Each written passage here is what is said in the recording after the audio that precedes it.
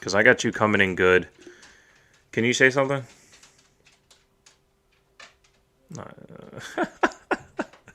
So I have you come into my headphones, but I don't have you going into the... what you call it? Speaker, headset. No, I want to put you here. That's a good point. Go ahead, say something. Hey. Oh. Did you say you are saying something? Okay. I'm saying something. Fuck, I'm not catching levels. I'm not catching it. No. I got it. Voice meter there. All right, try it again. Okay, there you are. So that'll go there and there. All right, now try it. Hey. Got it. Okay. Oh, you only got my virtual cam. Okay. Shit. So when I appear to you, when I was appearing to you before, no, you saw me. I don't know. Hello? You got me? Yeah, I got you now. Okay, and then let me go to my Audacity here and go, oh shit, here we go. And you, my friend? Hey, let's do it. All right. I gotta bring shit.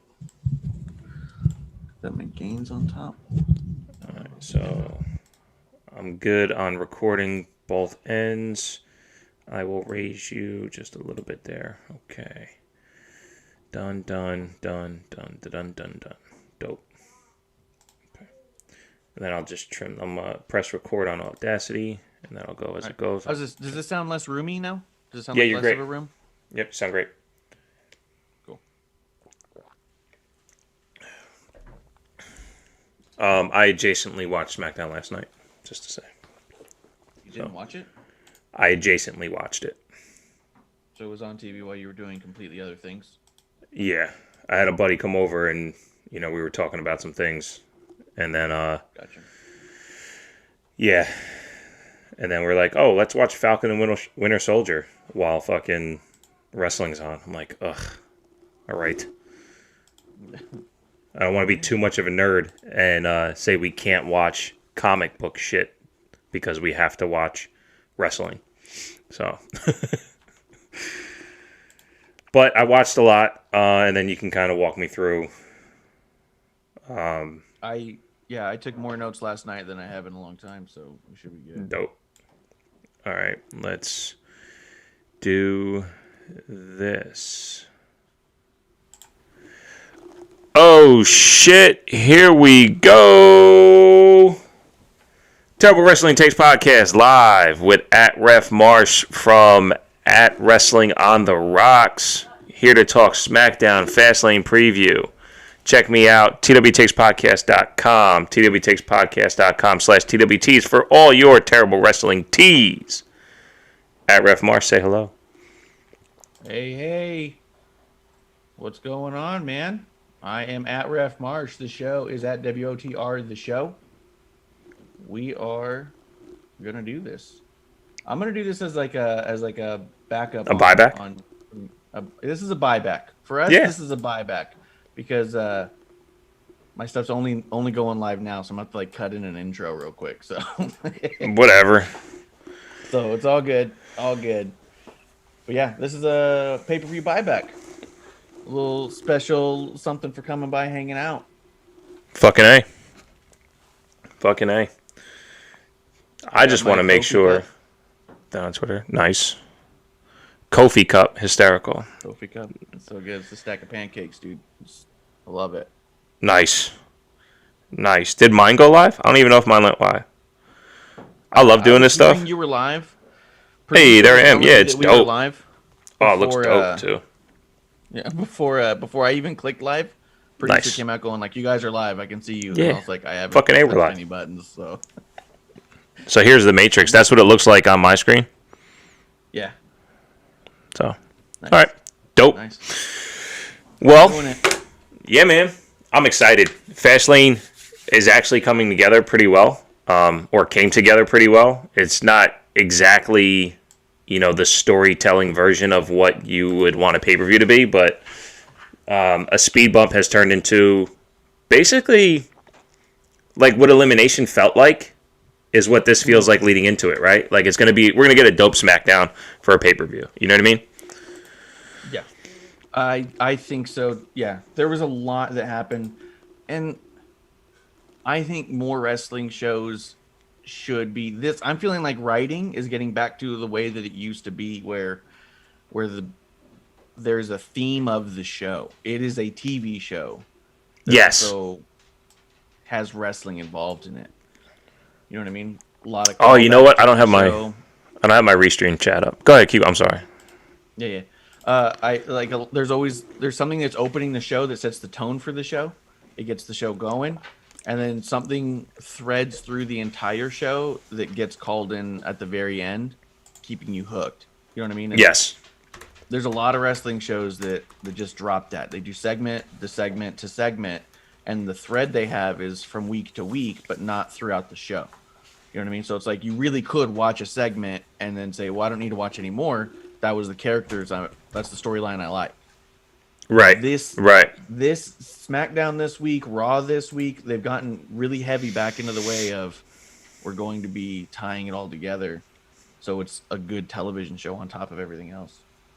Yeah, that's something that NXT has been doing for a while, and we talked about this. Why can one show do it, but the rest can't? Especially if you're under the same umbrella, and the external perception is that one guy rules the world.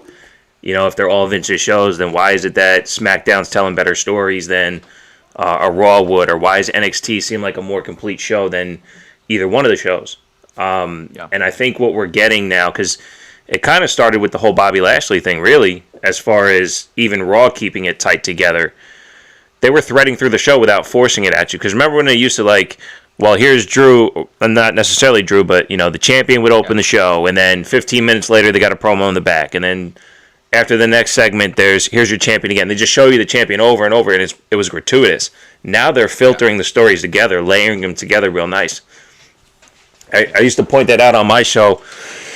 It's somewhere in the 20s, you know, where, okay, they're layering this together, they're layering that together, they're giving you, not the Brock Lesnar, he'll be on the show up in the overrun of the 3 hours, but like, here's where we're going, and I think they're doing it well. SmackDown did a good job of that last night, for sure.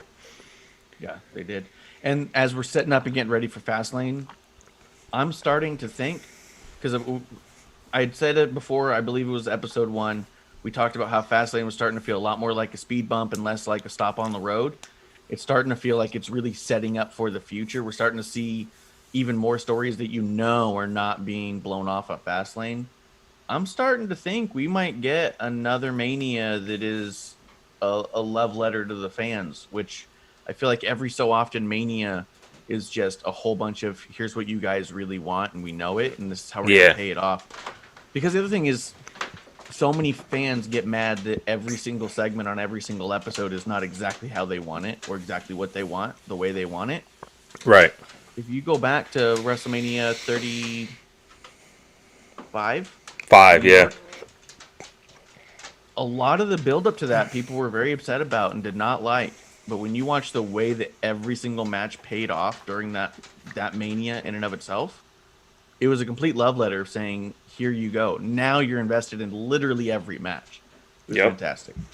Absolutely. I think that's what we're getting back to be honest. Is it short term because the fans are coming back and they want the right reaction? Or is it this style of TV show?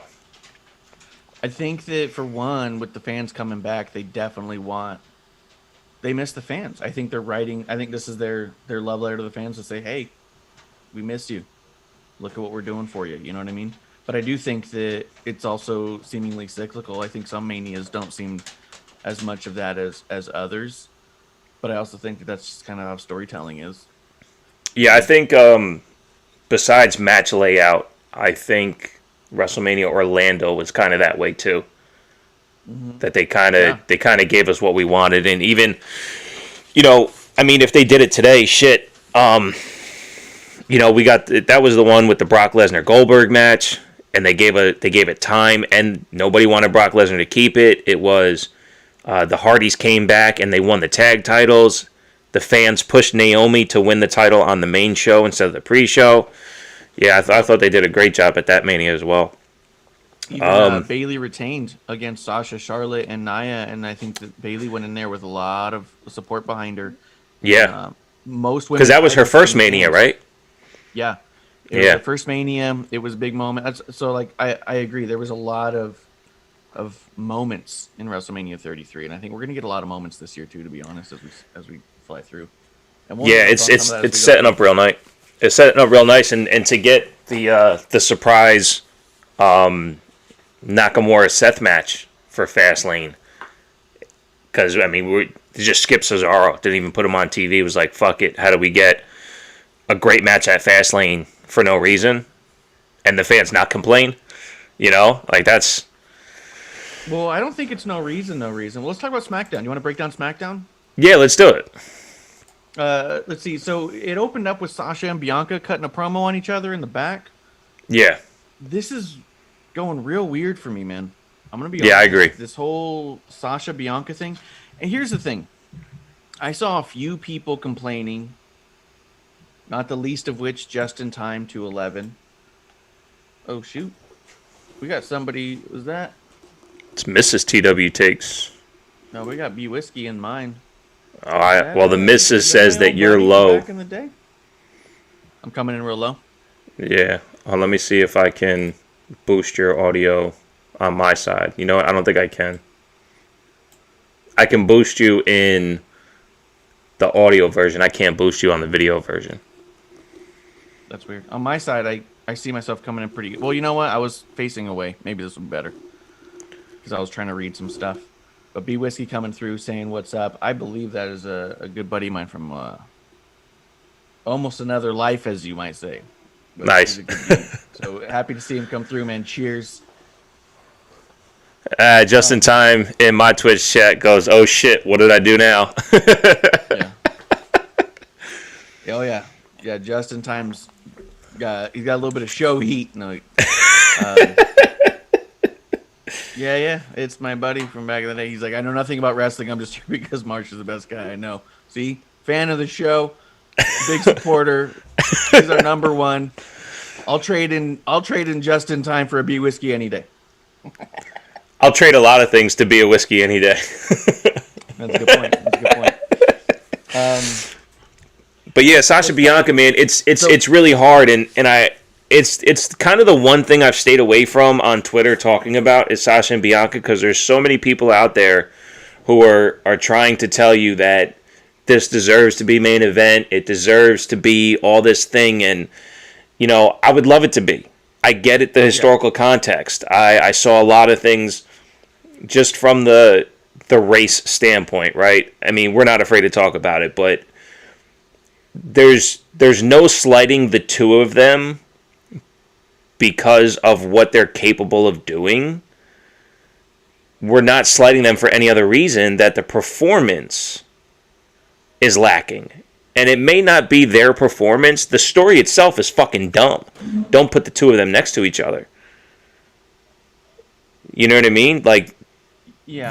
They earned their way to this position, but what they're doing on TV is not earning the main event. And I wish it would. Because it's wide open. Right. See, but here's the deal, is I've seen a lot of people say it, including Just in Time. This goes, I think, for both Edge and the Daniel Bryan thing. I think a lot of it has to do with Edge and Bianca, right? So they win the Royal Rumble, and it's meant to feel. And guys in the chat, let me know if the audio is a little more balanced now. I tried to even that out a little bit, yeah. But so Just in Time was complaining that, and he's not the only one. I'm just picking on him because he's here, he hangs. But the Edge winning the Rumble seems a little bit less than, because now we're in this huge story with Daniel Bryan.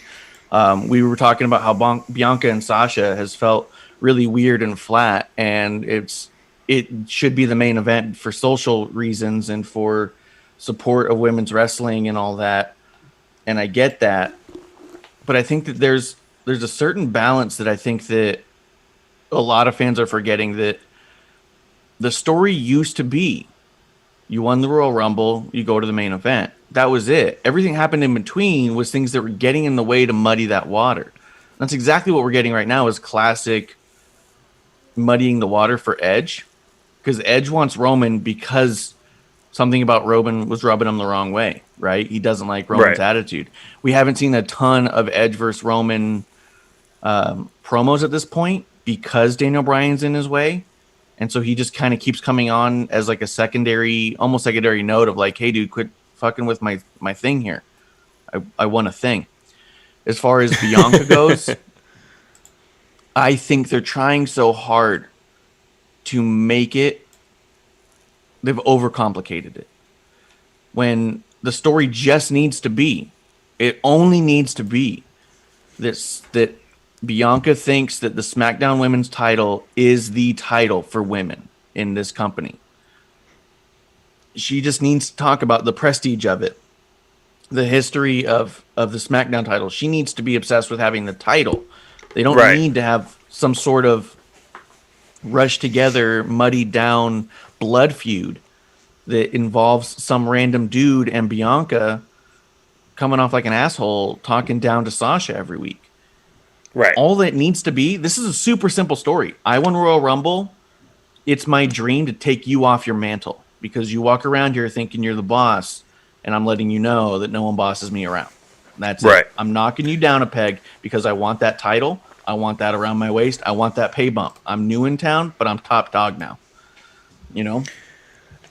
Yeah, no, I agree. I absolutely agree. And I think that's what's kind of messing everything up as far as like giving a shit about the match. I mean, when you look back at, like we just talked about, 35, when you had the women's triple threat main event, the story they told leading up to it was a story worthy of the main event.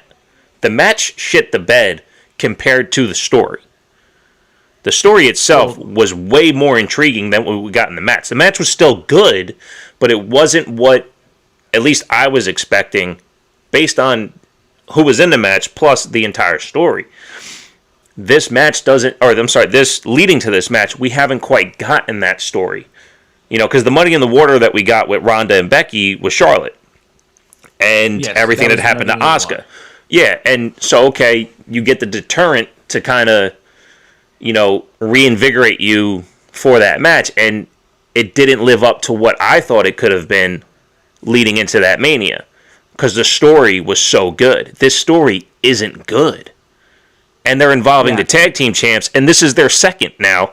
On Sunday, Fastlane, this is their second or third tag team title opportunity. Why? Yeah, 100%. But also, back with the Becky and Ronda situation, that was months of storytelling before we even got there. Before we even got to the Rumble, yes. And it was at a point where it's like, how do we put off this match? How do we not have this match right now? Like, how do we make this match wait till Mania? And that was the problem. This is a match that they threw together, and they're like, how do we get people excited in time for Mania? Where before it was people are clamoring for the match so bad, how do we not give them that match for a couple months? How do we get away with not having that match? Right. And that's why it was all story. Also, what they were doing on social media was incredible for that. And to be quite honest, Sasha Banks and Bianca's social medias are not good social media follows if you're looking for any kind of highlight of your story. They talk very little smack to each other. Sasha's whole entire Twitter gimmick is thank you, Vince McMahon, every day, which is funny. I get a kick out of it. I mean, I follow them both. I support them. I like them both. Yeah. But what made Becky following Becky on Twitter was, if I don't see the shit that is being talked by Ronda and Becky, I might miss some of the heat. Right. You know what I mean? There's a lot of missable stuff. And so, like, I as we get into the show itself, Sasha ended up opening up the show with Nia Jax in a match. And Bianca was starting out behind there just saying, like, I'm not going to come out and help you. Why is that even the conversation? Right. Sasha should be getting the... And Sasha's title reign has been lackluster at best. Yeah. I think about the amount of people who were talking that crazy talk about how bad Bayley was as champion. And I don't see it at all, for one, because I'm biased. But for two, every single month, you knew she needed to take down another member of that female roster because she was going to go through the entire roster to prove her stance, right? We always knew where she was going. We always knew who was coming up next. And during every match, there always was moments where you thought, oh shit, they might flip it. Right. You know, they might take it off of Bayley for this so they can do something else. She always had them be believable. Ever since Sasha won, it was, okay, who is Sasha going to face at Mania? And no match in between was ever in the discussion of how that would happen. And she's only had a couple defenses, and now it's all about the tag titles. And they were against Carmella. Against Carmella, who's fantastic, and I think they should have put. Oh, they came off great. Yeah.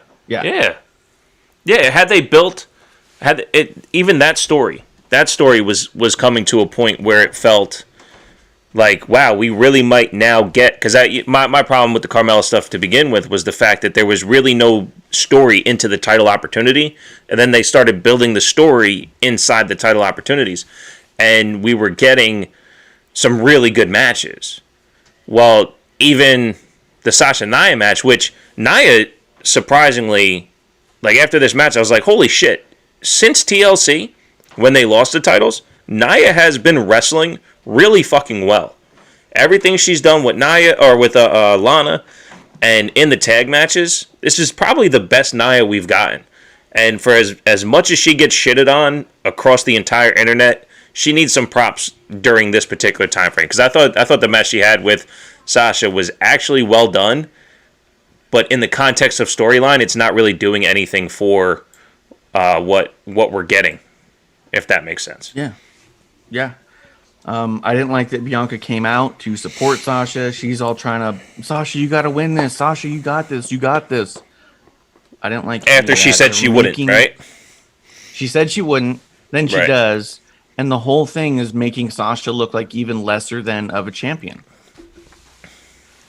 And that's how they're establishing dominance. Well, is that how they're showing weakness? Her ability to get beat is by being distracted. You know, first it was Reginald, now it's, by having to listen to too many people at once. Like it's really weird, man. It's really weird. That's the win because of Shayna. Yeah. Shayna comes in and interferes. So I don't even think it's establishing weakness because you haven't established strength yet. You're just showing that Sasha is such a floundering champion that she could lose at any moment. Right. That's true. So if Bianca beats Sasha, it's not Bianca overcoming anything. It's just Sasha losing. It's just Sasha losing. That's all. Yeah. Where the idea of Sasha beating Bayley seemed telegraphed, but because Bayley was built as who in the entire company even has a chance. Right. You know what I mean? And who knows Bayley better than anyone? Sasha. You don't have any of that here. You have Sasha looking like she just can't win matches unless she's getting help or interference. Because even with the Carmella stuff, Reginald was involved in all of that. From the beginning, they established that Sasha was not going to be a dominant champion. It was going to be a weird championship. So I think this is such a simple story that they've muddied up so much because the character of Sasha is so strong that they think that that's enough to say, yeah, she's dominant. But why? Because she comes out to Snoop Dogg music and dances? Says she's the boss? She's barely squeaking out wins when someone interferes. Right, and it's not even a contender. I mean, yeah, Naya's a former champion and the tag champ, but we just watched Asuka take care of both tag team champions in a dominant win against one of the champions just 5 days ago. And Sasha didn't get the same treatment as Asuka, who, quite frankly, hasn't gotten that treatment for months. Mm-hmm. Maybe the entire year she's been champion.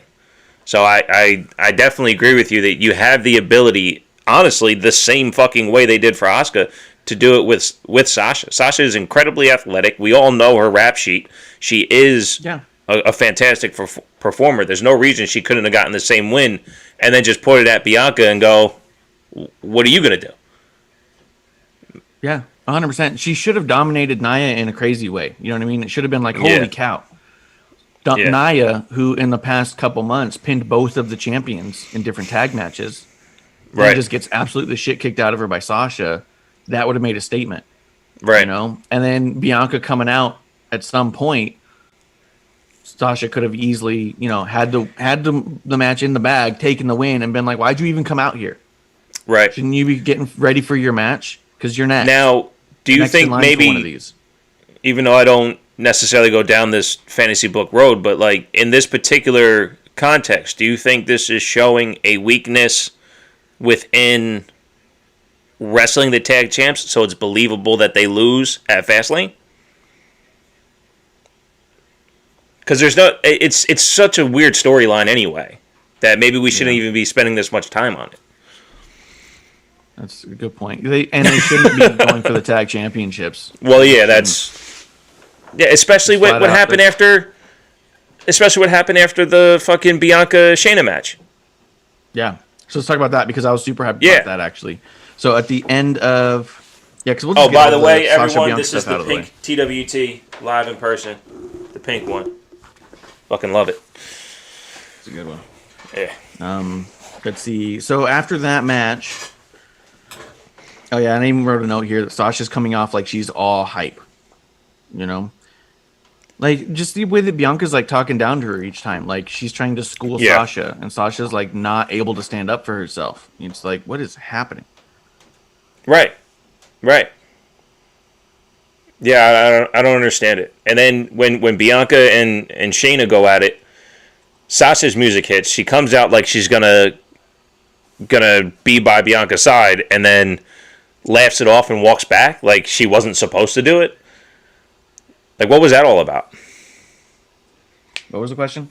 Sorry, I was getting another audio thing. No, when Bianca and Shayna were having their match, Sasha had came out as if she was going to be by her side, and then laughed it off and then walked to the back like, "Oh, I messed up. I wasn't supposed to be out here."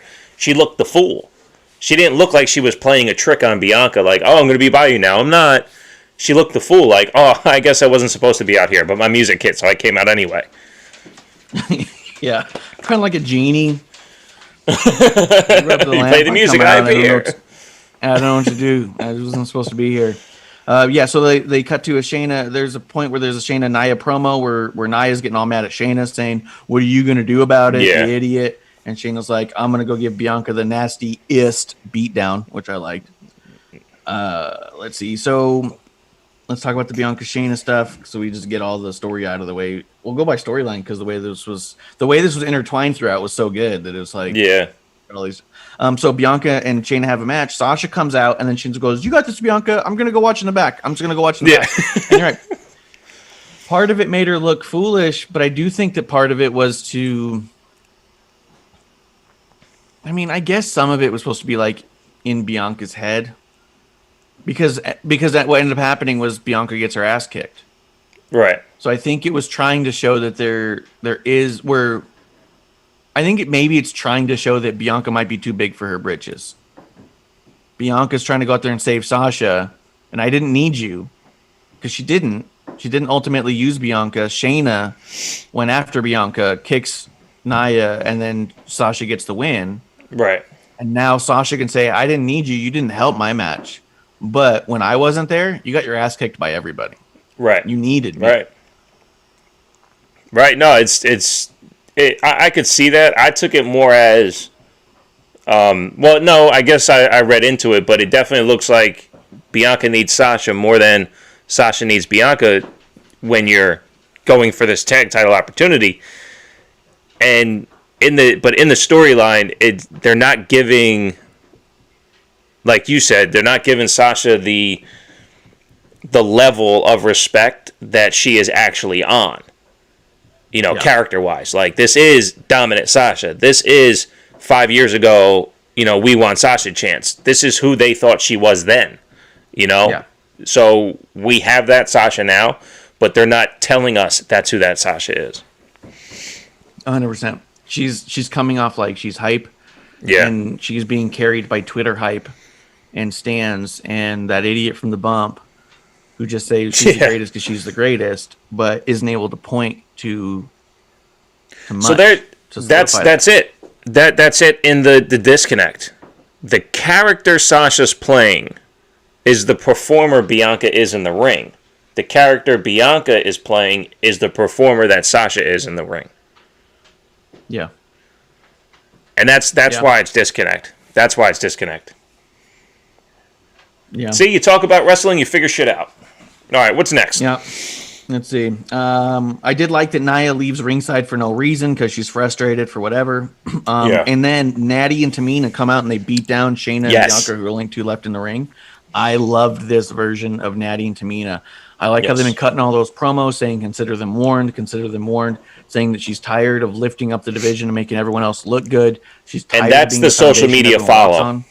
The two of them is the social media follow. What they've been putting out there to show that they're second, third generation talent, that they are the ones to be the head of this women's tag division, makes a ton of sense. Tamina needs to figure out a new way to show off her tattoo, though. She was leaning a little bit too close into the camera, like she was standing a little awkward to show off that forearm tattoo. But they're badass, and that was, in my opinion, the best that they've looked. I'm a fan when shit looks awesome. I've had issues with Tamina and Natty in the past, so I'm not a big fan of them. But the way that they're building, they're pulling me in. I would love to see them as tag champions. And why they're not the ones at Fastlane, even how they're telling the story with them on TV. How are they not the ones at Fastlane? Yep. I think they're not the ones at Fastlane because I think this is a love letter. I think we're building to Natty Tamina. I think we're building towards Natty getting her WrestleMania moment, which she's never had. That's true. You know? And she's talked about it in the past in interviews that as much as the women's world title has always been important to her to show that, you know, the company counts on her, the one that means the most in her family is the tag champs, because that's the one that her dad held. That was the one her dad always held in high regard. He never wanted a singles championship. He always wanted to tag with somebody. So she feels drawn to the women's tag championship, and she wants to one day hold them as part of her lineage. So the idea of Tamina being by her side, someone who's also been there through a lot of her career, right? Both of them being their own style of powerhouses, both of them being multiple generations in, that could be quite a moment if she's able to hold up that tag championship. Absolutely, yeah, and like you said, the legacy with her father is makes it all worthwhile. I mean, I'm big into wrestling meaning something, you know, like you said, the love letter when we got Kofi winning and Xavier could not hold his emotions back. And I took a screen cap of that, put it on Twitter back then, and I said, tell me wrestling's fake now. You know, when the emotions of the athletes get put into this, and that wasn't fake crying. That's how much that win meant to someone. And that someone is as close as you get to the business. I mean, the guy's a performer standing on the same stage, and he's bawling his eyes out because of what that title win didn't just mean to him, but everyone like him. That when Nia Jax beat Alexa Bliss, and she's doing that whole storyline, and she wins the title for the first time, and she can't hold it back. Bianca at the Royal Rumble. These moments mean so much when it's that moment. And for Natty, winning the tag titles will be one of those moments that she will probably show so much emotion that half the people watching at home have no choice but to express that emotion as well. Yeah, and I don't think people even see it coming, to be honest. Yeah. Because I don't think people give Natty or Tamina the time of day that they deserve. We're big Natty fans, big stands in this house. We love Tamina. We were so excited when Tamina, I think I talked about it on episode 1, when Tamina was getting her title shot against Bayley. We were really excited. We even thought, as the match is going, hey, this could be their time. That this could be their, quote, make it good, as idiots who think they know what they're talking about say. That's what it's me. This could have been like and I was like, this could be their moment where they give the title to Tamina for a short run. You know, so it could mean something. But I think that the tag title could be even bigger than that, to be quite honest. Yeah, I absolutely agree. So I'm big on wrestler ages, as if you couldn't tell over the last couple episodes. Tamina's 43, looks amazing, by the way, and Natty is turning 39. I say this about Shayna. I say it about Asuka. I say it about even Lashley and what he's doing. We only have so many years with performers, regardless of gender, whatever. We only have so many years. There's a bump card that people talk about. Health and wellness is better than it's ever been, though. When will we fulfill those prophecies, right? The Sting-Undertaker match never happened, right? Sting's doing his cinematic thing in AEW now. Good for him. Undertaker's completely beat to shit if he comes back and does something great. Point being, at 39 and 43, if you don't do it this WrestleMania, we're talking 40 and 44. If you don't do it at that one, we're talking 41 and 45. Not only is it their performance, but it's their desire to continue to do this. When you have the opportunity, you pull the trigger, and I think you're absolutely correct. I don't fantasy book. I hate it because if I go, I can't wait for Tamina and Natty to win these tag titles at Mania, and it doesn't happen, I'll be completely disappointed. But if this is where they're building, I think it's a great idea. Yeah, definitely. But the Riot Squad, to their point, they're half the age of these two. Okay, if that's what they end up telling us, that the Riot Squad has to take a backseat so this happens and tell us that in context, I'm all for it. Bless you. Cheers to Kevlar on the Rocks coming through the chat. See you Sunday in the chat. Whiskey was helping me with my audio again, so hopefully my audio is a little more balanced now, thanks to the advice of B Whiskey. And if you guys want to be part of the chat, if you go to twitch.tv/wrestling on the rocks for all of my links, but we go live through Twitter, WTR the show. If you go to wrestlingontherocks.com, all of our links are there. And you can jump in the chat. The Twitch one is the one I see the easiest, though. What I was going to say about their age as well is there's not only is there an age consideration, but there's that fabled bump card, right? Yeah. And Natty's not someone who's been in the business for 10, 15 years and had one or two matches a year. This isn't like with as much respect as I can possibly put on the name, Alicia Fox, where the last couple years of her career was just here and there. You know what I mean? She wasn't in a lot of prominent matches for very long periods of time. That's not the same for Natty. Natty, she goes by the boat, the best of all time, because she does have the most one-on-one matches in the company's history. She does have the most pay-per-view matches for women. She's been in the most gimmick matches, the most ladder table matches. Like, those numbers that they've talked about are not skewed or made up for that story. It's something that they realize that she is out there day in, day out. And not only is she just doing that stuff on TV, she's also the one who trains most of the women as they come through. So she's taking bumps off TV. So, how many more years does Natty want to beat herself up? You know? I hope forever. But you know. Yeah, I mean, there's certain things that aren't for us, and I think you're right, though. In a win for them would also be a win for us as fans. Asking her to wrestle past when she wants to is definitely not for us, but I think you're right. If the opportunity is coming down the line at Mania, I'm all for it. If they're just building them now, then hey, shouts to, a good 8, 12, or I guess 8 to 10 week run of building how strong Tamina and Natty are. It's a good thing. Yeah. It's fantastic. Let's see. Let's talk about Seth's promo real quick. Did you get a chance to hear much of that? I know you were a little distracted. Yeah, I was a little distracted, but I tell you, one thing I wrote down for sure was I'm not a fan of the promos, and they're getting old. When I first got back into this, Seth was doing the Money in the Bank J&J security thing, and I hated the Weasley laugh because there was nothing behind it. It was, I'm going to laugh like a weasel, and J&J is going to make sure I win matches. So you're not showing me that you're a good wrestler. You're showing me that you know how to get out of matches. Okay.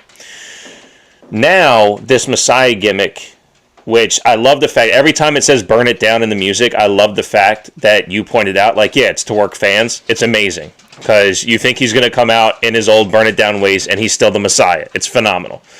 I hated this promo because it sounded like every other Messiah promo, and it went the other direction as every other Messiah promo did as far as what's next. It's like, I'm going to talk shit at how I'm awesome, and then everyone should follow me. Nobody's going to follow me. It's just there's no base to it. It comes out so flat. I felt like it's tweaked. I feel like that it doesn't come off the same as the Messiah, because Messiah was like definitely self-obsessed and self-important, but this is like a different kind of smug. Like, this is almost a little bit of a goofier. Like, the Messiah was like taking himself way too seriously, and this seems like a little bit more laid back of a Seth, who's still pretty smug about things, like an overly confident, but not taking himself as seriously. He was being a little goofy. He was kind of moving weird. He was taking little shots and kind of giggling at stuff. And I thought it worked better than a lot of his previous iterations of the Messiah. What is he cocky about? What is he confident about? What is you know what I mean? There's nothing to take serious. Except for if you look at every single match in WrestleMania since he's gotten there. The dude's got a ton of WrestleMania moments. He just goes to WrestleMania to win titles over and over again. He's held every title a dozen times, like... I think that I guess matches speak for. I think his resume speaks for itself. You know what I mean? I think that's what he's basing it all off of, character wise. Yeah. Okay. I'm just not there yet. I don't like. It just. I think he's the only guy to beat Brock twice. Okay, and that honestly, that was the worst thing that ever happened to him. It was. Nobody believed him afterwards. I loved it because the babyface side of Seth, which I know a lot of people don't like, the babyface side of Seth always has a promo, even as champion, like he has something to prove, and then, like you said, goes in and has a match that you can't argue with.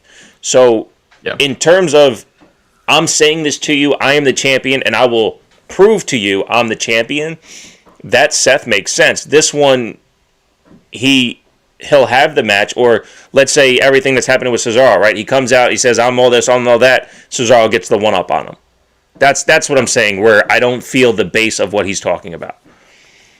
Well, I think that's just it, is that he's saying that about himself, but nobody in the locker room is agreeing with him. And people are trying to humble him, like, dude, you've lost a step. You know what I mean? And they are. They are humbling him. Yeah. So why am I hearing you talk the same way? That's what I'm saying. Like, I'm not understanding why I have to continue to listen to him say the same shit if he continues to get humbled. Because he's delusional, and it's frustrating when these guys, quote, get lucky on him. Sure. Because he's, you know what I mean? They're getting a lucky cheap shot or whatever. Which made Shinsuke hysterical. I love the way he saunters out. And he's just kind of smirking, and Seth just keeps saying, like, don't, stop right there. You stop right there. And he just kind of keeps, like, slowly moving. He goes, no.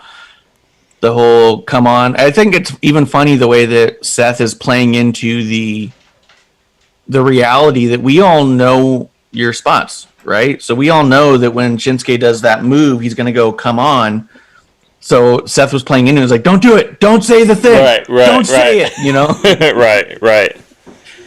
Yeah, no, I agree. Look, I'm excited for Seth and Nakamura. I don't remember the last time they wrestled. I'm sure they have, right? They did at SummerSlam, or not SummerSlam. It was a Survivor Series, I think 2 years ago, when Seth was Intercontinental and Shinsuke was US. US, yes. Yeah, I would expect a pay-per-view with the hype like this, that they're going to go, let's have some fun. Yeah. Oh, and Shinsuke is looking awesome. Yeah. He was looking bulked up. Yeah. I mean, he's another one that's only got so many years left. When are we going to pull the trigger on getting the Shinsuke that we had in NXT? You know, in that vacuum of NXT, we've gotten some incredible performances that I know we still long for on the main roster. Well, Raw and SmackDown. I hate saying main roster, but just based off of like interviews and things I saw with Shinsuke, I really got the impression that he was really happy to be stateside and to be signed into such a secure contract, because it felt like taking care of his family and things like that. Yeah, he felt like he was ready to relax a little bit. He didn't have to grind like he did in Japan. He doesn't have to beat himself up the way he did. He could kind of relax on that. But I feel like that just looking at him and seeing the way he's been coming out, I feel like that he's refocused. Like, I got another run left in me, so I agree that I hope they do that. That makes sense. Let's run through some of this. What do you think of all the tag team stuff? Street Profits lost to the Mysterios. Dominic got the pin. I cannot stand Dawkins, dude. I cannot stand him. He's so loud and obnoxious. And then they put them on commentary with the Dirty Dogs, and then Dominic. Then Otis and Gable came out. They cut their promo, and then we ended up with Mysterios and Otis and Gable, and then Otis just crushed Dominic like a slice of bologna. Yes. And the wrestling between Gable and Dominic was fantastic. I love Dominic and Gable together. What do you think about all this stuff that's going on, though? So, I think you're getting worked, so enjoy it. I love Dawkins. I think as an athlete, I put a lot of the promo stuff aside when the in-ring stuff makes sense to me. You know, Sasha was having a hard time, Bayley was having a hard time on the microphone, but they were putting in outstanding matches over like the last 4 years, right? Like this particular on-screen season, which is where I came up with my whole time on TV theory, when they were carrying the entire 2020 by being on every single show, having to promo over and over and over again, they got so much better on the mic that Bayley has her own fucking show, you know? Yeah. So that kind of thing, the Street Profits will find a different way when they have to be different characters. Right now, they're fun, they're jovial, they have to be over the top because that's their persona, and it's also their performance. But let's say they turn heels. They're not going to be the same Street Profits. So I think once this version of their character dies down, we will see something that might be more palatable for someone who sees it the way you do. But I think Dawkins as an athlete is solo star capable. Like, he is a trimmer version of Big E. Well, he's not as powerful. I don't know. There's something about Dawkins that I think is incredible. But the entire tag division on SmackDown is involved in this, and I think WrestleMania come time, we're looking at a fatal four-way for the tag team championships. Maybe in a ladder match a la Orlando. I think that's what this is all for. I do agree with you. Gable and Dominic in the ring together have been doing awesome things. And that might be... I mean, shit, he was doing it with Murphy, too. Dominic and Murphy were having awesome chemistry. And I think I think that shows Dominic's ability to listen to better performers and know exactly where to be. That's probably his father's teachings. So not to give Dominic all the credit, but I think if we have someone... Because we say this about the women's division, right? They get in there with Bayley. Bayley makes them look a certain way. When they come out of their matches with Bayley, are they able to take that next step on their own? That's what we hope for. I'm hoping for Dominic to take the next step on his own to become the performer he looks like with everyone else. 100%. But I think that we're also learning from... We're watching Dominic learn on the job, you know? And to be honest, I don't mind it at all. He's been doing that's so the point. Good. It's either this or you have to create 5 more hours of TV so everyone can do the same thing. But at least in this context, yes, it took a while to get here, but the Mysterios as a tag team not only helps Dominic learn, but it actually makes sense now. It actually makes a shit ton of sense. You have, even though Ray is the shorter guy, he's your hot tag because you know what Ray can do. He's a hell of a performer still. He looks phenomenal, too. And they've decreased the mic time. Besides the piggyback down to the ring, I love everything that the Mysterios are doing. It's so feel good, dude. Everything that they're doing together. And the piggyback down to the ring is so funny because it is just absolutely terrible. Yeah. But it's hysterical. And it just gives you the impression that Ray does that shit to him outside of work. You know what I mean? Right. Like that. I almost feel like that Ray is so proud of Dominic on so many levels that he's even just basically proud because he's tall. You know what I mean? Like everything else aside, he's just even like, look at how tall my boy is, and just so proud of it. You know? Right. Yeah, no, look, I like it. I think we're gonna get something cool with the tag. I do agree though. I mean, I'm not gonna I'm not going to say it's the greatest thing, but I think what they're doing with the tag is they're just setting up the story for what's happening. You got to go through the growing pains of the story. Not all of it's good. I still don't like the Dirty Dogs. I mean, they've done nothing with the tag title since they won them except be assholes, which makes sense because it's character development, but they're both really good wrestlers. Oh, that's right. They've lost in matches, you know, like, so I would rather them build a little bit of strength to themselves. If they start having one-on-one matches with Gable or Otis or Dominic or Ray or Dawkins and Ford, if they start having one-on-one matches and all these guys have singles matches leading into Mania, and we get this whole spiderweb of who beat who leading into it, I think that's great, you know, and they're all good performers, so... Yeah, I don't mind a lot of this build. I really like strengthening up the Mysterios to make it look like they belong there. Yeah. I do think, though, that the Dirty Dogs, they can be assholes who get out of matches instead of assholes who just are never offered matches. That's true. I do think that because they are so good in the ring, that they could win believably or even win as assholes, where they could just make for disqualification to happen just so they can keep their titles and leave. You know what I mean? Sure. Like, I would be okay with all that, too. So, yeah, they've been a little... I don't know. It's weird. Like, I like them as champions, but I feel like that we're not seeing them as champions. Yeah. Like, when I see them with the titles, I'm all like, oh, that's good. That's smart. They're incredible. But then you think about it and you're like, they won them, and that was kind of it, though. Right. Yeah. It's odd. I mean, that's, you know, kind of a thing for me, too, is, you know, when you have champions, you protect your champions. When your champions... are on TV, they should look important. And to that, they do look important, but okay. That's it. Right. You know, like, they really dropped the ball with Asuka, right? We complained about it a lot. Not only does she not look important with the title, but she's also not wrestling important. And then they flipped that on Monday, but other than that, I'm okay if they go with the 4-way. Yeah, it'll be fun. It'll be fun too, and it's honestly the only match that's looking that way too. So it's not like they're just going to throw a bunch together, and they're building to it. So as long as they're building to it, it's fun. Yeah, take the ride.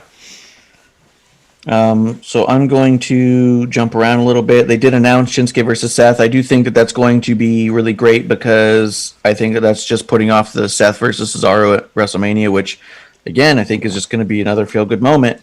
But that does bring us to... That's a fan thing, for sure. Cesaro at Mania is something for the fans. 100%. Let's see. Apollo and Big E had a promo on the mics. Yeah, the side-by-side. I actually didn't get a chance to listen to it. But the intensity on the faces, if the words matched, it's a great old-school thing to do. Something that I've kind of been asking, that the way they treated Big E is how they should have been treating Sasha leading up to this match at Mania. If Sasha was being held out of the ring, away from Bianca, showing the prestige of who Sasha is, that power, that importance. Like I used to, again, when Raw first started and Bret Hart was champion, and he wasn't always on TV. Sometimes it'd just be a promo from home. You know, something like that. Hey, we have live feed of, you know, oh, yes, coming up at In Your House, you know, my number one contender will be there, but I'm waiting for Mania, or whatever the fuck it is. You know what I mean? Well, almost so the entire build, it wasn't even with the title, but just the entire build from Stone Cold to Bret was done via satellite because Bret was back in Canada. Yes. So it's that kind of thing. If they did that, but... I don't want to get too far off of it because I didn't listen to the promo, but I did see it. And that kind of presentation gives you how important it is to see these two guys actually meet in the ring. Right. So so I'll say this. One, I thought the promos themselves were fantastic. I loved all the stuff they were saying. My only critique on the promo at all is there was a lot of times where it started out even sounding like Big E was like on the verge of crying, and that was a little weird. His voice was just a little shaky, and I think that he didn't have to have that shaky of a voice, but you know, he could just be that level of emotional about this whole thing. So I saw him smirk like he was going to laugh too. Did that happen? I thought it looked like he was about to laugh at something. I don't know. Not Like I said, I had the really. I volume mean, off, kind so. of. Okay. Kind of, but like an angry laugh kind of a deal, you know, Gotcha. like a laughing in someone's face. And I'll have to then, go back and so watch then it. it gets to a point where Big E says, like, you know, I'm tired of this. I'm not talking anymore. And he gets up, goes and finds himself a golf cart and drives around and finds Apollo. And then they get into a big tussle in the back where they're using trash cans and stuff and beating each other up. And then Apollo gets in some other golf cart and drives away. So I wonder if we're going to end up with some sort of hardcore match by the end of it all. Some sort of no DQ or falls count anywhere or something like that. No, I don't know. I'm really excited for the match in and of itself. I just feel like it's a bit soon because Apollo just went through this huge transformation, which is so fantastic that I really want to see Apollo get elevated significantly. But I don't think I'm done with Big E by any means. So the idea of Big E potentially losing the title doesn't sound fun. You know what I mean? So let's kind of mix your thoughts on what Fastlane is and take it match by match as far as what your thoughts on what Fastlane was going to be. Maybe this is a speed bump for Big E and Apollo. Give them a regular singles match, end it in some type of schmaz, and you have another reason to make it a no DQ match at WrestleMania or something like that. I mean, you have potential out of this to kind of give you what you want, at least the way it's building. Because I agree with you. This Apollo character hasn't missed. It's building to Apollo being special. And I don't know how long that could last. I don't care because it's here now. And the way it looks now looks important. And I think we felt that way about a lot of characters. I mean, even Bobby Lashley right now, right? Lashley is getting the important feel. Nobody looks more important than Bobby Lashley. Is Drew McIntyre going to win at WrestleMania is a fear we all have. And the way Bobby Lashley is looking, he's looking too important to take that loss. And I think I agree with you that this Apollo is looking too important, but Big E shouldn't take this loss. So if we're going to build the next 3 weeks until Mania, then maybe they get out of this match without a clear finish to build towards something a little bit more out of the ordinary for a match. Right, but I think my problem is that I don't want this match at Mania at this time.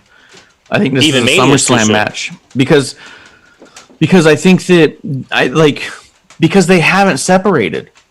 We've been seeing Apollo and Big E for like 3 months now. We saw old Apollo and Big E. We've seen this new Apollo with Big E. We keep seeing Apollo and Big E, and I feel like that they're, for lack of a better term, mid-card division is so stacked with people that could be interim rivalries. Like, why haven't we revisited Sammy in that time if you're going to build to an Apollo thing? Why don't you do Sammy and Apollo going back and forth over and over again, making Sammy look like he's getting screwed out by Apollo's guys, you know? Corbin could be heavily involved in that same storyline. You could have thrown a Shinsuke or Cesaro in that same kind of storyline. They don't need to be completely isolated to their one thing. You know what I mean? Matter of fact, you could have had Cesaro get screwed out of his Intercontinental title championship by Seth to help build that story while you're holding off for Apollo and Big E later. You know what I mean? Like, I like the idea of them colliding, and I think it'll be good, but I feel like we haven't gotten off of it yet. You know, there's not enough time to miss that. No, that makes sense. But I think you're also missing, because you even named Corbin and Sami Zayn, and now seemingly Kevin Owens interjected on this quality, credible tier in the mid-card of potential opponents, but without building the opponent, just like they're doing with the tag division. They're building the opponents for the champion. I agree with you that we've seen Apollo and Big E enough, but I think this character change is enough to show us that when they do touch, it's different. I think Apollo's going to wrestle a lot different than he did before. Oh, yeah. And that's going to be enough. If they find a way out of this match without a finish, then this match doesn't count, and you can continue to build that. But while you're building that, you're also building the opponents for post-WrestleMania as well. So if we come out of this and this Apollo is the champion, and this Apollo is facing a Sami Zayn or a Baron Corbin. I mean, this, because I'm assuming that Apollo's going to wrestle more deliberate, stronger, more powerful. That him against a Corbin who is Aggressive, athletic, powerful, deliberate, we would get something, honestly, that we probably haven't even seen out of Corbin yet. You know what I mean? So while they're building that secondary tier, there is a chance that this Apollo Big E thing is going to look like the most credible champion you can have at the IC level. That's true. That could be dope. I just hope it doesn't hiccup either of those guys' momentum right now, because right now they're both so incredible. Yes. And I think that's where all of my concern comes from, is that my problem is I like all of these people so much right now. Yeah. Yeah. So let's talk about that other bit as we're building over there, and then we'll get to the Edge stuff at there. So we did have Sammy cutting a promo in the back. Kevin Owens comes over and says what he says. Ultimately, Sammy says, "Hey, how about you just come?" Because he was asking KO to be in the documentary, and KO was like, "I'm still not sure. I don't know. Let me see." And then Sammy's like, "How about you come? I have a match." He goes, "Come check out the match. Sit ringside." And he goes, "And it'll be great because then you'll be able to see it. You'll see what I'm talking about." And he goes, and he's like, and honestly, and he goes, "If you don't see anything at all," he's like, "I'll drop the whole thing. I'll drop it. I'll trust you." So Kevin Owens says, "Okay." He says he will. They're so good together. They are. And their chemistry in every way. They're back and forth, the way they talk. Even when they talk over each other and then they wait for each other, it's flawless, man. It is so good. They are a case study in themselves. Multiple reasons. Yeah. So we get to the Sammy versus Corbin match, and it opens up with a video package. Did you get a chance to see this whole video package? I did. This was incredible. They had the voiceover. It said in what has been possibly touted as the least anticipated match in SmackDown history. And they talk about, he says, unfortunately there has to be a winner, but luckily there's going to be a loser. And they talk about Sammy versus Baron Corbin, and it was hysterically put together, so well done. It was amazing, man. It was amazing. Yeah, the match ends up happening. Go ahead. KO's on commentary saying he doesn't see what he's talking about. At one point, Sammy starts to untie the turnbuckle. The referee gets in his face and tells him to get out of the way. Baron Corbin gets the win. And then Sammy goes over to KO and he goes, "Do you see the ref was all over me? The ref was all over me." And then KO even said, he's like, "I didn't see anything." He goes, actually, he's like, "I actually saw great officiating." He goes, "Which doesn't feel like I see that a lot." He's surprisingly great officiating. Absolutely. And then Sammy walks away, tells KO he's crazy, walks away, comes back and haluva kicks KO right in the face. A great one. Great kick. It was so good, dude. Laid it into him. Good. Yeah, it was awesome. And then Sammy kind of walks away yelling at him. And for me, all I can think is this is one step in the direction of potentially getting Sammy versus KO at Mania. And if that's not a love letter, I don't know what is. Yeah. I mean, honestly, neither one of them are doing anything to that level. And with the announcement that Hogan and Titus are going to host WrestleMania, I mean, you got to look at the fan favorites that are missing out. Because KO's been doing the KO show on and off for the last couple months, Bailey doing Ding Dong Hello. I think we're going to get to a point where we will get a gratuitous fan match, just like we're getting with Nakamura and Seth Rollins.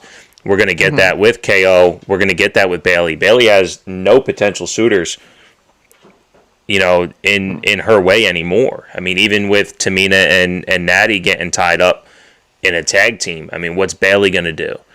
I could see that. I could absolutely see that. Us get Sami Zayn versus Kevin Owens at WrestleMania. Yeah.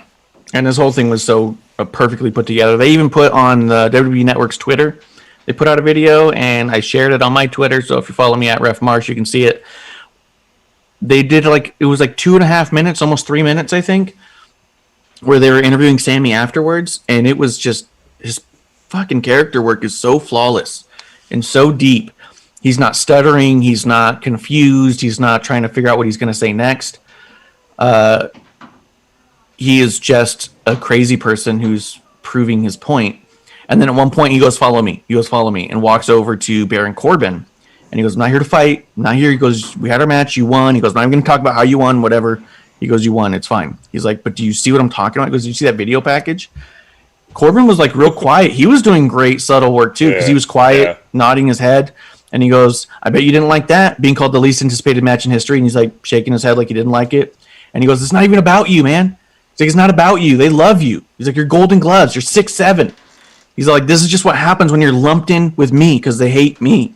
And to have Corbin kind of like start to agree with them and start to see it, I was like, oh, this is cool.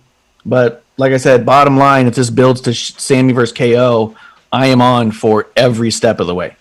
Yeah, didn't they drop the hint that on a Talking Smack that Kevin Owens told Paul Heyman not to book Sami Zayn? I think that was part of the discussion that or Paul Heyman was like, yeah, Kevin Owens told me not to give you matches or some shit like that.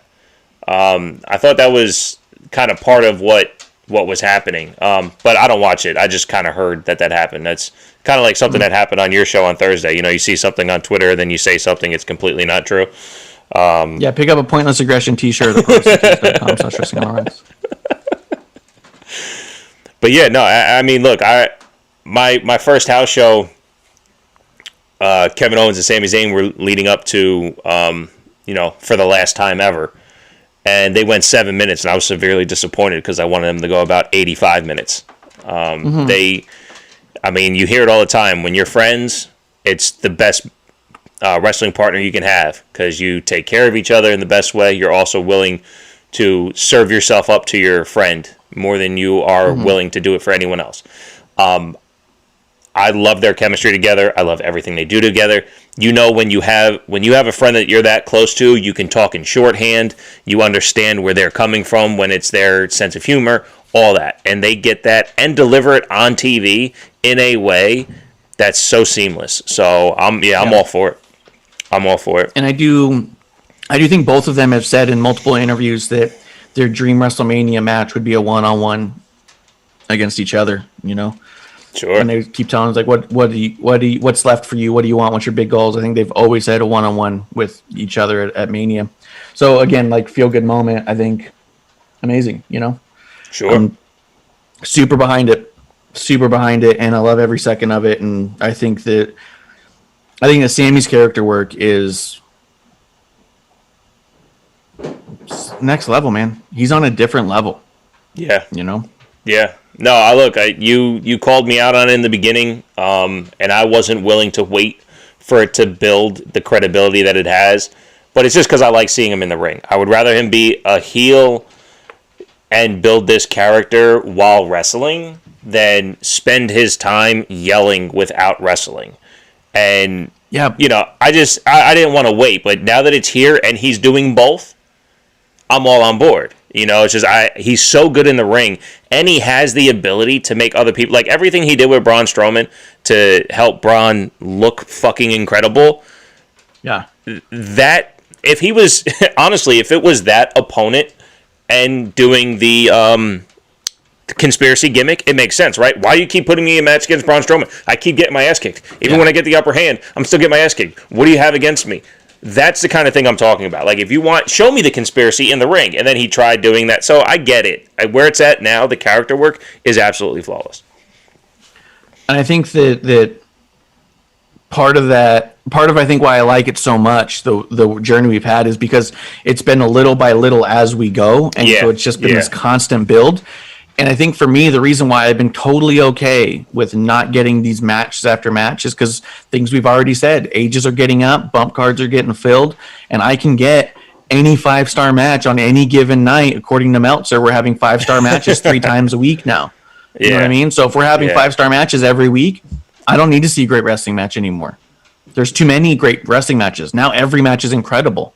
So how about we slow down on the incredible wrestling matches and put in some incredible character work? And that's exactly what we're getting here. And we're going to get a huge incredible wrestling match as a payoff to incredible character work. Yeah. That is as win-win as it gets. No, absolutely. That's wrestling right there. And now we got to see on next Friday what Kevin Owens does to address the situation. Yep. He's going to come with something because he doesn't sit down for anybody. No. He's going to stun the world.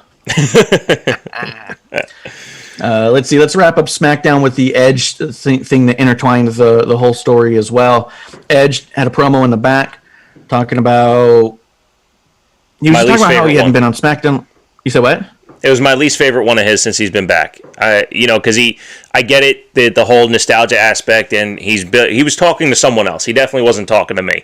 Because when he's saying about how he hasn't been on SmackDown in 10 years, hasn't wrestled, so it feels like home and all of this, he's been on such a nostalgia kick since he came back. Again, while speaking credibility, this was such a moment where it's like, dude, I heard this already. I'm excited for Fastlane and Mania. I'm not excited for you to be on SmackDown any more than I already am, because the stakes to the match is why I was excited. I don't care that he's wrestling on SmackDown. That does nothing for me. He could have wrestled in a parking lot on Thursday during your show, and I'd be like, hey, man, I'm going to go watch this Edge parking lot match against Jey Uso to see who's going to be the special enforcer at Fastlane. You know what I mean? Like, there's the gimmick behind what the match is why it was important to me. But this was the thread of the story is all. This was just the beginning of it. This was just the preface. So it was just him coming back saying, I'm excited to do this match. It added a little bit of personal meaning to it. So at the end of the night, when you see him get speared by everybody, it kind of like spoils that. And you go, well, that's fucked up. It was his first match in 10 years and he can't even celebrate. Like, So right. I think that it was just dipping the toe in the water of a little bit of story to show that, and for new fans who hadn't watched him previously, it gave him a little bit of credibility to them, people who just don't get it right. So for him to say that he beat Undertaker on SmackDown for the world title, and then for him to say that he had to relinquish that same title on there, it's all like people can start to see the picture on why it's relatively important, I didn't think it was the greatest promo of all time. I didn't think everyone should go back and rewatch this one, but I thought it was a nice way to start that story that's going to go through the whole thing. Although he did say that he had inserted himself into Roman and Daniel Bryan last night. Instead of saying that he was involved last week, he basically just said he fucked them. And I was like, oh, okay. But did they like it?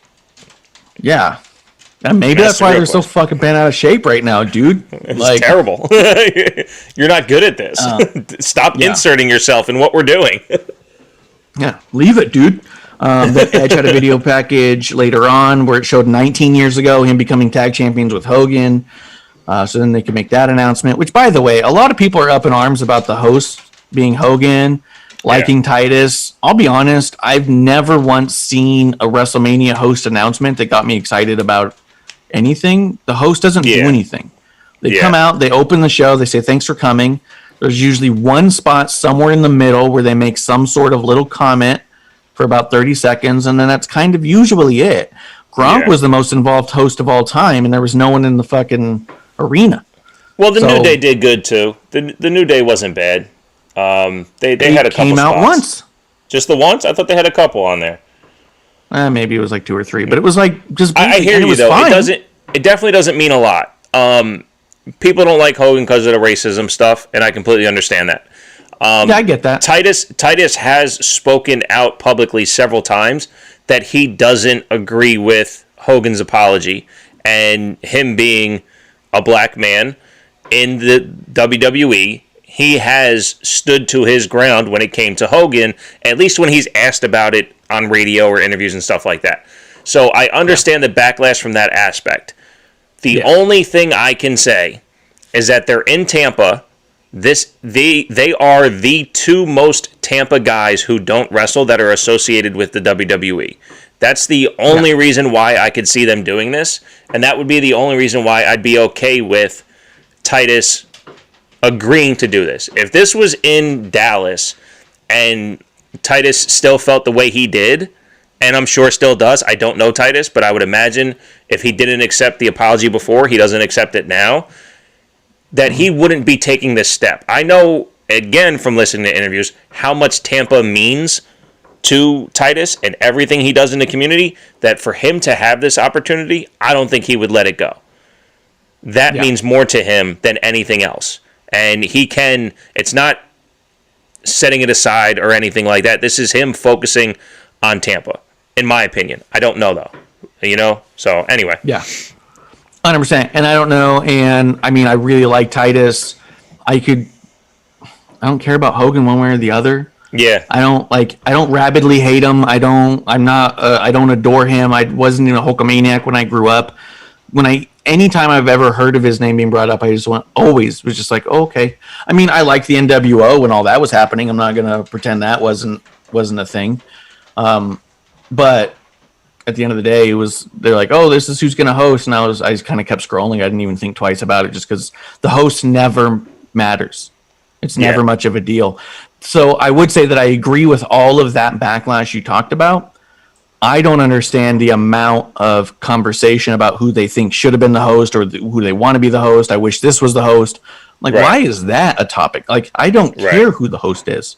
Right. You know what I mean? The host makes no difference. And bottom line, I know that a lot of people want it to be Bayley, and I understand that conversation. I don't disagree with the concept.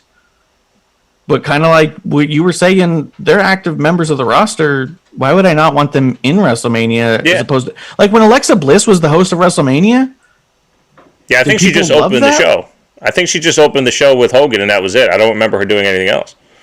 She pitched one or two other things, because I remember that was the deal. Like, she had, like, 2 dresses or some shit. So it was like... And then because even when they announce the Hall of Fame, it's not the host that does it. It's a ring announcer. Mm-hmm. So, like, if the host was to be the one now introducing, and then does the host doesn't do that. It always ends up being a ring announcer. Or who announces the attendance? I think Alexa announced the attendance. Yeah, I think that's what it is. Yeah. But other than that, I agree with you. So I don't... Yeah, but they were showing video packages throughout the night on Edge's accomplishments on SmackDown. A lot of guys wearing the shirt that you're wearing now in those videos. SmackDown. Yeah, that awesome. SmackDown ref shirt. Hell yeah. And then, so they showed 3 different video packages throughout the night. They showed Dana Bryan comes out. He was cutting a promo saying that nobody wants to face him because they know that he's going to be able to make Roman Reigns tap out. Reigns does come out and he stays on the ramp, but he does talk some shit, and he says which, by the way, Roman Reigns has been champ for over 200 days. Does it feel that long to you? It feels like 1,000,000, but also 3 because, COVID era is COVID era. The shit's fucking right. It's a time warp. So, yeah, it feels like you won it yesterday, but it also feels like 3 years because SummerSlam was so long ago. Yeah. Yeah. I feel like his championship reign and his character still is so fresh. It feels like he's only had it a month. Yeah. Yep. But yeah, it's been over 200 days he's had it. So Roman says that he would rather die than tap out to Daniel Bryan. And Daniel Bryan's, well, I hope I don't kill you then. Like, like Jesus. No, he should say, I guess I'll have to kill you, because if he doesn't kill him, then he won't tap out. No, he said he was going to make him tap out. He's like, I'm going to make you tap out, and I just hope you don't Roman wants to die instead. Yeah. So you do a match until he dies, you light him on fire, and you win. That's a good point. Winning by fire is it's popular. Well, I mean, maybe if he just lights a few fireworks, maybe Roman will just pass out from excitement. Well, anxiety. Anxiety, yes. But that promo I thought was pretty good. I mean, Daniel Bryan, Roman Reigns, Edge, Jey Uso, all of those guys are top tier talkers. And then we ended up with Edge versus Jey Uso at the end with Daniel Bryan on commentary. Edge and was oh man, dude, the selling in this was such a classic match. This match was so good. I saw you liked my tweet from that match. I liked the tweet before I saw the match. Nice. I hadn't watched it yet, but I saw that you just said in general you got to sell a body part, and I was like, work a body part, sell a body part. I mean, that's it's 101 in everything. I couldn't even tell you. I guess pre symbols for WrestleMania. Everything 30 and before. It's work a body part, sell a body part. You attack a body part. I mean, when I was watching the Bret Hart Vince McMahon match from WrestleMania, Bret always did that springboard off the bottom rope onto the knee to set up the sharpshooter. He did that in every single match. Why? Because if the knee's compromised, the sharpshooter's effective. Yep. Like, that's 101. The most basics in, at least for me, absorbing wrestling, is if you work that body part, you are showing compromised. The fucking Pete Dunne versus Jake Atlas 2 weeks ago. Would they work the arm? Jake Atlas goes to use the arm, can't use the arm. It's that simple. When they were working those ribs, man, and then Edge shout to him being fucking 58 years old and knowing how to sell ribs. It's fantastic. Incredible. Fantastic. Yeah. You almost never see ribs get sold very well. Correct. Like, even when I saw that he was starting to sell the ribs, and I was like, oh man, are they going to work a midsection? I was like, that's tough. A lot of people can't do that. Fucking nailed it, man. He was like struggling to breathe. Because of the Thunder Rosa Britt Baker match and it being at the end of AEW, I had the whole episode lined up, right? And I'm like, okay, let me see what I'm excited for and watch that. The Moxley-Kingston match versus the Good Brothers. I'm like, well, this is going to be good. And then there's Moxley at some point during the match waving for a tag with the arm that's taped up. Yeah. Why is it taped if it's working? Yeah, it works fine. Like, it's that simple. And you're right, ribs don't get sold well at all because when your ribs hurt, you can't move. You can't breathe. And then Edge was barely breathing, and he couldn't stand up straight for the most part, and then he goes to do something, and it doesn't work, and he had a weak-ass spear at the end because he can't cork his body properly. But him with compromised ribs and a weak spear can still take out Jey Uso. I didn't quite buy it at first, and then I felt the gravity of the match, and I'm like, okay, I buy it. Yeah. Yeah. It was well done. And then even when they did the win, almost felt like it snuck up on him. Yeah. It made it feel even more believable. Like he was just fighting to get to that win. It was just so good. Yeah, because I think about like Seth Rollins when he was trying to sell the ribs for Brock. Not good, man. He couldn't, He was high flying. Yeah. He was flat frog splashing. He was doing all sorts of stuff where he's all like, dude, what do you... If your ribs are that bad that they're all taped up, breathing becomes an issue, you know? Yeah. And you're just like really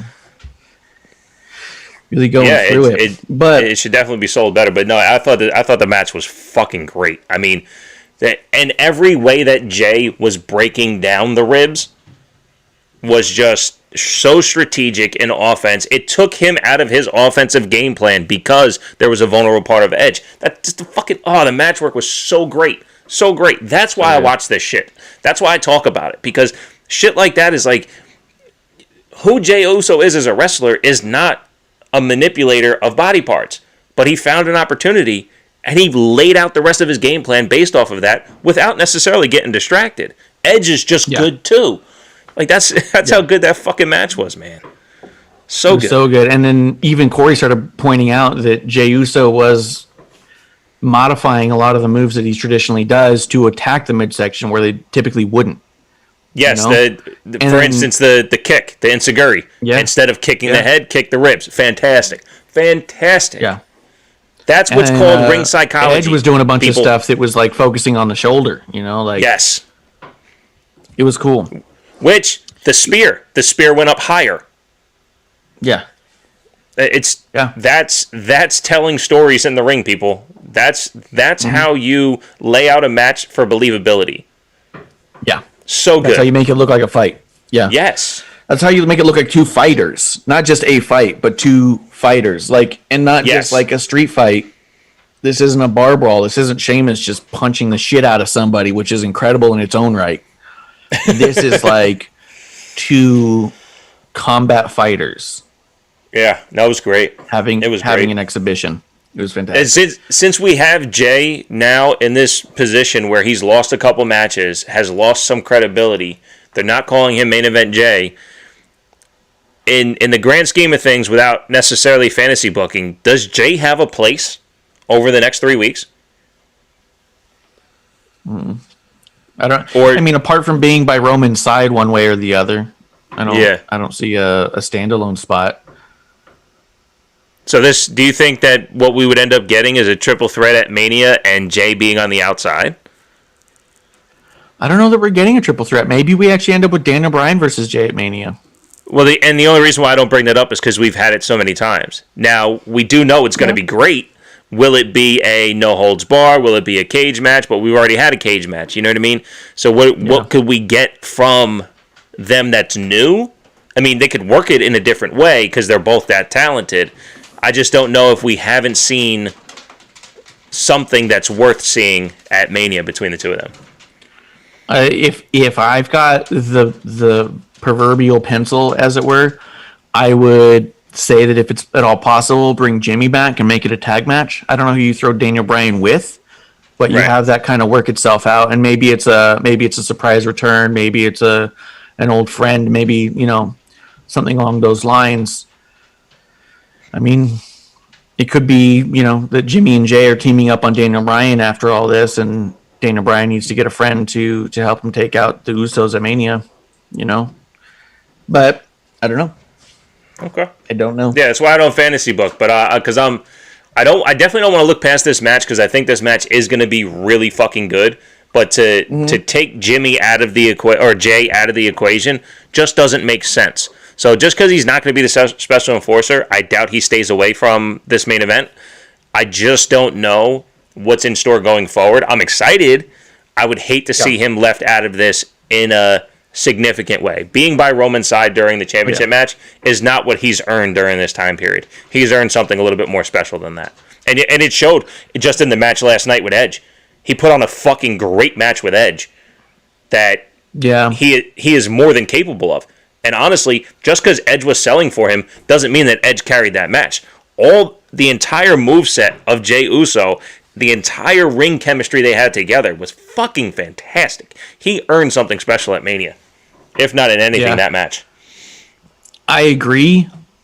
I can't help but immediately think to Bayley, who doesn't seem to have anything going. And I feel like if anybody deserves even just a match at Mania, I think that as much as people are talking about what Drew has done during the pandemic era, they're allowing Bayley to be a footnote of pandemic era when realistically what she and Sasha had done was pretty remarkable. And what Bayley's title reign did for the SmackDown divisions at the time. I mean, it went from a division filled with potential championship contenders to who do we have to face the champion now? You know what I mean? That's true.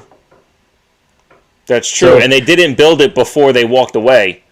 Before Sasha and Bayley walked away, they didn't build the next contenders. They kind of just took them off of them, and they went their separate ways. And honestly, even after Bayley dropped the title and Sasha is now doing her thing, it doesn't lead for all the contenders behind Bianca either. So that's a good point. How they got to rebuild the divisions. They should have done it while they were on top. So that next opponent is there. Because Bayley's next opponent was Bianca. Bianca wins the Rumble, and now what's next? Well, Bayley hasn't done anything since. Yeah, 100%. I don't know if you actually want to do a full-on preview of what we're going to be getting, because we have listed most of the matches already and talked about them, or if you want to kind of basically just list off the matches we're going to get, and then we can kind of talk about it when we do our watch-along tomorrow before each match. We can really break down what we're hoping to get out of it and what our predictions are. Yeah, that sounds like a good idea. Let me do this. Boom. I dropped my Smackdown to FASTLANE. SmackDown's no longer on the screen. FASTLANE is up. Let's just run through the card real quick, and get it out the way, and let's just go excitement level. Because I think at this overall point we've talked about. Yeah, in the overall, I think the excitement level for FASTLANE isn't what the card reads like. And I think going forward, this isn't a speed bump. If it is situationally. For sure. Nia Jax, Shayna Baszler for the tag team champions against Sasha and Bianca as the challenger. I think this is a speed bump. I think this is a speed bump to allow Naya and Shayna to go into WrestleMania and have a really good WrestleMania match. I just hope that the story told between Sasha and Bianca doesn't get completely fucked here and make it feel even worse than it already does. I hope Natty and Tamina get involved one more time. Sounds great. That's a hell of an idea. I hope what we don't get is Sasha or Bianca turning on each other. I don't need that shit. Yeah. You know. Gratuitous. I'd rather this be a different type of utility. You know. And it seems like the way they're doing it, that they would have Bianca be the one do it, and then you'd end up with two heels heading into Mania, and that would just suck. Yeah. Because that's the story they're telling as is. All right. Yep, I agree. Big E and Apollo we touched on. I think this kind of is. I think this is a speed bump, and I think we find a way to show the strength of both characters and find a way to catapult this into Mania. I don't think we get a clean finish here. Yeah, I agree, and that's what I'm hoping for. Like I said, I don't want either of their momentums halted on this one. I'm excited to see them wrestle again, especially this new, more aggressive Apollo. Absolutely. I think potential match of the night is either going to happen between Riddle and Mustafa Ali or Nakamura and Seth Rollins. Which one of those would you predict be match of the night?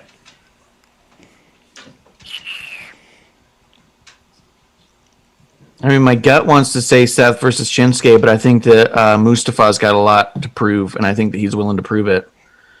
I think so too. Without getting into predictions, that is for the United States Championship. We'll have a little bit more to talk about that during the watch along on all platforms we are streaming on right now. All of my TW Takes podcast platforms, all of the WOTR the show platforms. Join the chat, join the show on both ends. Derail his, don't derail mine. Nakamura and Seth, I do think we're going to get just fantastic work. Honestly, speaking of something to prove, neither one of them have had a quality talk about singles match in a long time. Yeah. You know, and who's more capable of putting on that quality singles match than those two guys? Yeah, absolutely. Absolutely. As long as they don't shit the bed, this could be one we talked about for a long time. Absolutely. And given the time, I would imagine, since this is a Peacock and WWE Network simulcast, they're going to find a way to have... Maybe that's why we have Nakamura and Seth Rollins. To go, hey, this is what we're fucking capable of. This might be the Peacock on a pole match, where it's like, this is for who Peacock talks about going forward. Yep. All right. We also have the no-holds-barred match, Drew McIntyre versus Sheamus, and we'll talk about how my feelings are about this on Fastlane. I think it's fucking ridiculous. I hate the story they're telling, what seems like by throwing Sheamus under the rug, but yes, it's gratuitous and it's here. In a bubble, this may be incredible. In 100%. Our build, this is pointless. Correct. A match made official after we talked. It did say go one-on-one. Now the graphic and Wikipedia says versus. We have my favorite character, wrestler, performer, whatever you want to call it, Alexa Bliss. Goldberg? Oh. No, he will be joining us for the watch-along. Not Goldberg, but the number one fan of Goldberg will be joining us for the watch-along. Mr. GR Lunar. Good point. We'll be at the watch-along for Fastlane. Shouts to GR Lunar. I'll be meeting him for the first time 3 minutes before we go live. It'll be awesome. That's right. Actually, same thing happened with Kevlar, too. So... Yep. But no, Alexa Bliss versus Randy Orton in an intergender match. It's labeled. I have no clue what to expect. I guarantee you, I won't be happier for anything else on this card than this match, whatever it turns out. This is going to be the most talked about thing coming out of Fastlane. I hope so. Bottom line, whatever happens, I hope so. I don't know what's going to happen, and I think that even if they do a horrible job, I think whatever's going to happen is going to be the most talked about thing coming out of Fastlane.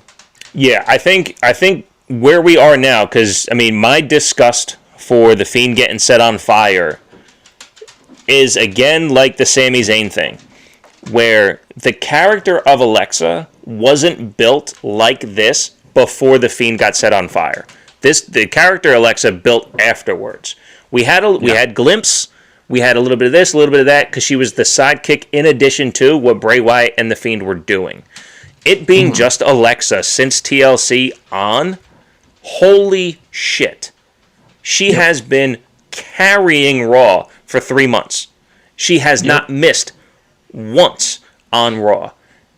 As me and you agreed on your show on Tuesday, WOTR the show, Wrestling on the Rocks, twitch.tv/Wrestling on the Rocks.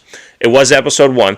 On Tuesday, we talked how the most supernatural, least physically believable thing on their screen on Mondays is the most believable storyline they have. The easiest one to buy into is what they're doing. And thank you, Alexa, for that. Absolutely thank you, Alexa, for that. She is doing phenomenal work. And yes, whatever this is, people are fantasy booking the Fiend to return. I don't fucking care. I don't. I just want to see it because they haven't missed yet. And it would take a lot for them to miss. It's going to be great. 100%. Yeah. It's gonna be incredible. It's gonna be the most talked about thing, and I don't think that there's I think it's the biggest question mark we have. What are we gonna get? So right, in an exciting way, way. And then the last thing we're getting is a one-on-one Roman Reigns versus Daniel Bryan. 6 years in the making, a return to Fastlane. This one for the Universal Championship with Edge as the special guest enforcer. What say you? Excitement level, ability for this to be a speed bump, a stop sign, a dead end, or propelling into the next level? I don't get the impression this is going to go to a triple threat. I think this is where they squash the whole thing, and I think that we move something else forward for Daniel Bryan. I know a lot of people are thinking this comes into a triple threat for Mania. That's not the impression I'm getting. I think this is what we're getting instead of WrestleMania. I think this is going to be a WrestleMania caliber match on Fastlane, and that's going to be the end of Daniel Bryan and Roman through the build. You know what I mean? Yeah, I could see that. I find it really odd. I know we talked about this collectively as friends of the show, and me and you on the side as well. A couple friends of the show voiced their opinion about having Daniel Bryan in at this point. I think when it's all said and done, if this is the last Roman Daniel Bryan match we get, it's the wrong time. Yeah. I think an Edge Roman one-on-one, a Edge Daniel Bryan one-on-one, and a Roman Bryan one-on-one are 3 matches that deserve proper build and marquee, because the quality of what those matches could be deserve its own limelight. I don't know what Daniel Bryan's timetable is. I would imagine from what we've been hearing, it's sooner than what seems like Edge and Roman are. But if you tell Daniel Bryan, hey man, just wait. After Mania, you and Roman headlining SummerSlam, and then the following Mania, it's Edge and Daniel Bryan main eventing WrestleMania.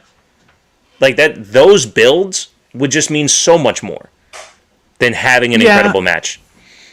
But I think we can still build that way. I think that I don't know anybody's timelines, but I think that even in his discussions, he's talked about a much more specialized appearance schedule. So it could be quite the build. I mean, think about the most anticipated match in a long time was The Rock and Cena.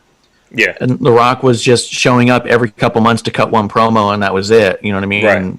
Right. Not a whole lot in between. I mean, and there's a lot we can get into as far as that, but I mean, like, that's just to say you can build an incredibly anticipated match without having to be week to week. So I think that we could still get something like that.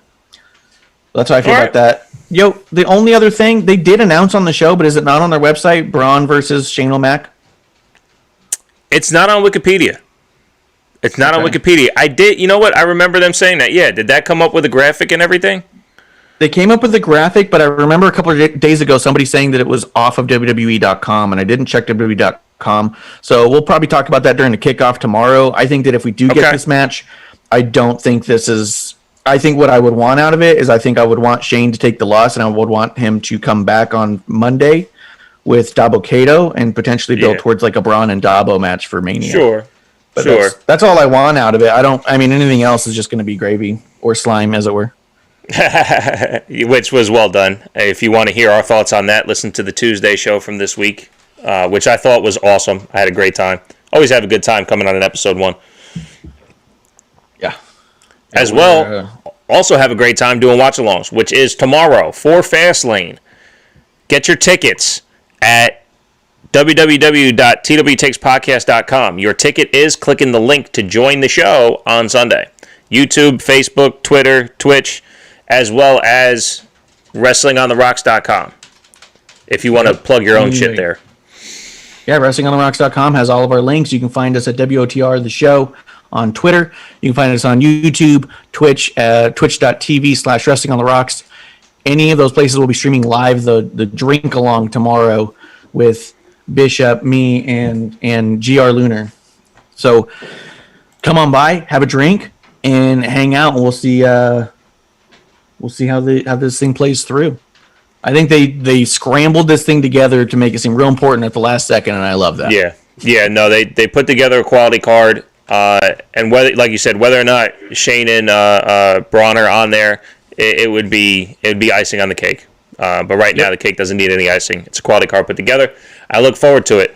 We'll spend about 3.5, 4 hours together tomorrow, and fuck it. Yeah, absolutely. Thanks for coming through, guys. Coming through the Smackdown breakdown and the Fastlane buyback. It's a little bonus episode of Wrestling on the Rocks. I don't know if this is a bonus episode for you, but it is for us. So I appreciate everyone coming through and having a drink. Bishop, I think that's the last call. Sure is. Cheers of coffee to everyone. We'll see you tomorrow for the watch along. Until next time.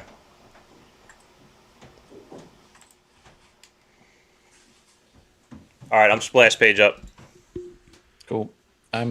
Can you hear me? Yeah, I got you. I moved the mic out of the way. Yeah, I got you. I'm doing my outro.